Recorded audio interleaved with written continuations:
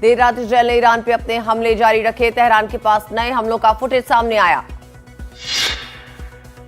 इससे पहले इजरायल ने ईरान के कई सैनिक और न्यूक्लियर ठिकानों को निशाना बनाया था।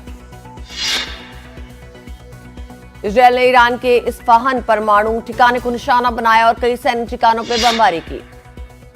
इजरायल के हमले का ईरान ने भी जवाब दिया है और ईरान ने इजरायल पर सैकड़ों मिसाइलें दागी हैं।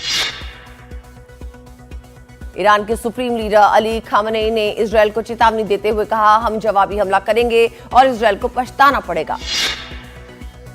अमेरिका को इजरायल हमले की जानकारी थी। राष्ट्रपति ट्रंप ने एक इंटरव्यू के दौरान कहा कि हमारी टीम को हमले की जानकारी थी। ईरान ने जवाबी कार्रवाई में इजरायल पर सैकड़ों बैलिस्टिक मिसाइलों से हमला किया। इजरायल की राजधानी तेल अवीव में बैलिस्टिक मिसाइलों के हमले में करीब 15 लोग घायल हुए हैं। फिलहाल किसी के हताहत होने की खबर नहीं। ईरान के हमले के दौरान तेल अवीव में लोगों को बंकर्स में रहने के लिए कहा गया था। बढ़ते तनाव को देखते हुए संयुक्त राष्ट्र सुरक्षा परिषद की एक आपातकालीन बैठक हुई। जैसे ही बैठक बुलाई गई, ईरान ने इजरायल पर जवाबी हमला शुरू कर दिया। ईरान के संयुक्त राष्ट्र दूत का कहना है कि इजरायल के हमलों में वरिष्ठ सैन्य अधिकारियों सहित 78 लोग मारे गए, 320 से अधिक घायल हुए, जिनमें से अधिकांश नागरिक थे। इजरायल के संयुक्त राष्ट्र दूत ने कहा कि ईरान के हमले में दर्जनों घायल हुए हैं, 2 गंभीर रूप से घायल हुए हैं। यूएनएससी में इजरायल ने कहा कि हम अपने दुश्मनों और उनकी विचारधारा को जानते हैं, हम कूटनीति चाहते हैं, कल रात इंतजार खत्म हो गया। इजरायल के अधिकारी का कहना है कि अमेरिकी सेना ने ईरान की मिसाइलों को रोकने में मदद की। इजरायल के प्रधानमंत्री बेंजामिन नेतन्याहू ने कहा कि इस ऑपरेशन का उद्देश्य इस्लामिक शासन के परमाणु और बैलिस्टिक मिसाइल खतरे को विफल करना है। नेतन्याहू ने यह भी कहा कि जैसे जैसे हम अपना उद्देश्य प्राप्त करते हैं, हम ईरान के लोगों की आजादी का रास्ता भी साफ कर रहे हैं। यह आपके लिए खड़े होने और अपनी आवाज बुलंद करने का अवसर है।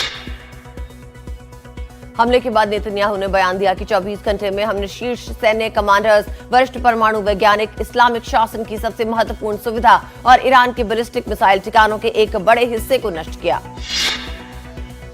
IAEA प्रमुख ने यूएनएससी को बताया कि इजरायल के हमले में ईरान का सबसे बड़ा परमाणु संयंत्र तबाह हो गया। IAEA प्रमुख ने यह भी कहा कि इजरायल के हवाई हमलों के बाद ईरान में नतान्स परमाणु सुविधाओं के अंदर रेडियोलॉजिकल और रासायनिक कंटामिनेशन है। ईरान ने इजरायल के हमले में जनरल हाजीजादे के मारे जाने की पुष्टि की है। हाजीजादे रेवोल्यूशनरी गार्ड के मिसाइल प्रोग्राम के मुखिया थे। इजरायल का कहना है कि उसने सुबह से लेकर अब तक ईरान पर 5 बार हमले किए। हमलों में न्यूक्लियर और सैनिक ठिकानों को निशाना बनाया। इजरायल ने ईरान पर हमले के इस ऑपरेशन को राइजिंग लायन नाम दिया है। IDF के प्रवक्ता के मुताबिक इस हमले में इजरायल ने 200 से ज्यादा लड़ाकू विमानों का इस्तेमाल किया।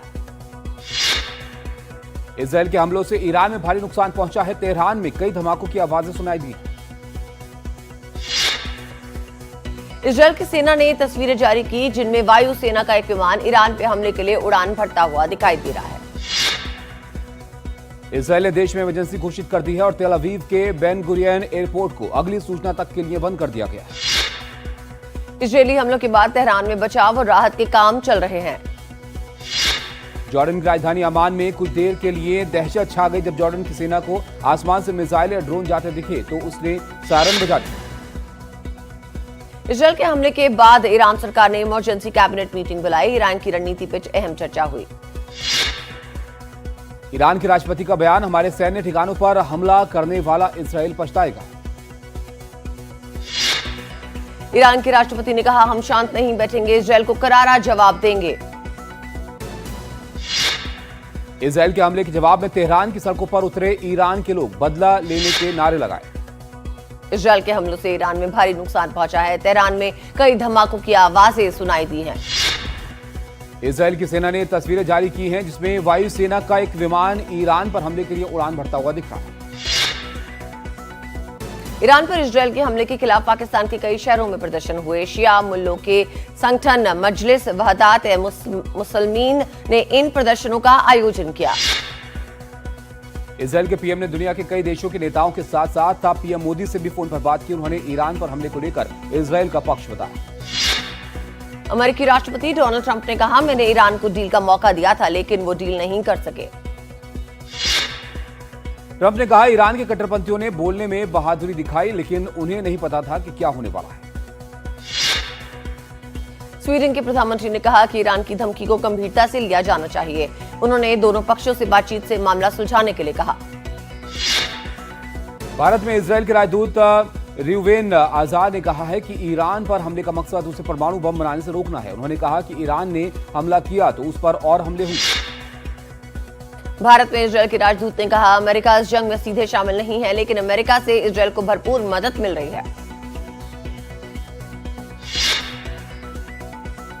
इजरायल को आशंका है कि ईरान बदला लेने के लिए अब उस पर हमला करेगा। इजरायल ने एहतियातन अल अक्सा परिसर को आम लोगों के लिए बंद कर दिया है। अहमदाबाद में क्रैश हुआ विमान का ब्लैक बॉक्स मिल गया। मेडिकल कॉलेज के हॉस्टल की छत से मिला है black box. Aircraft accident investigation bureau और गुजरात सरकार के 40 कर्मचारियों को ने ढूंढ निकाला ब्लैक बॉक्स। ब्लैक बॉक्स के डेटा की जांच से पता चल सकेगा हादसे की वजह क्या रही। ब्लैक बॉक्स में फ्लाइट का सारा डेटा और कॉकपिट वॉइस रिकॉर्डिंग भी होती है। नागरिक उड्डयन मंत्री राममोहन नायडू ने कहा कि हादसे से 28 घंटे में ही घटनास्थल से ब्लैक बॉक्स मिल गया है। नायडू ने कहा कि जांच की दिशा में यह अहम कदम साबित होगा। विमान हादसे के बाद डीजीसीए का आदेश, बोइंग के सभी 37 ड्रीमलाइनर विमानों की जांच 15 जून से होगी। हर उड़ान से पहले ड्रीमलाइनर विमानों की जांच की जाएगी। 2 सप्ताह के भीतर पावर एश्योरेंस जांच की जाएगी। पिछले 14 साल से उड़ रहे बोइंग के ड्रीमलाइनर विमान, दुनिया में अभी 1100 ड्रीमलाइनर विमान सर्विस में मौजूद हैं। कैप्टन एहसान खालिद ने एनडीटीवी से कहा कि विमानों की सुरक्षा के लिए डीजीसीए का ऑर्डर बेहद अहम है और इस कदम से यात्रियों का भरोसा बढ़ेगा।